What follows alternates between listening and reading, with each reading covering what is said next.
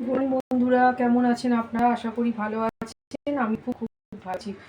খুব ভালো বলবো না, প্রচণ্ড গরমেতে একদম ভালো লাগছে না। তা চলুন, বাজার করে নিয়েছি। কী কী বাজার করেছি সব ফেলে রেখে দিয়েছি, তাও আপনাদের একটু দেখিয়ে দিই কী কী বাজার করেছি। এখানে করেছি যে এখানে ঝিঙে, একটু আদা, লাউ,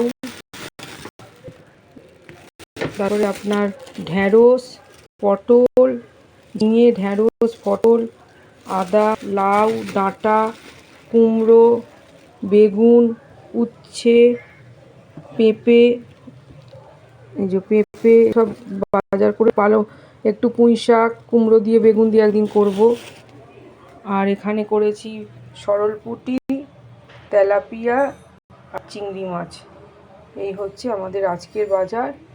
এখানে দুধ আছে, দুধটা বরফ হয়ে গেছে ডিপ ফ্রিজে রেখেছিলাম বলে। আর আজকে বুদ্ধ পূর্ণিমার অনেক অনেক শুভেচ্ছা, ভালোবাসা।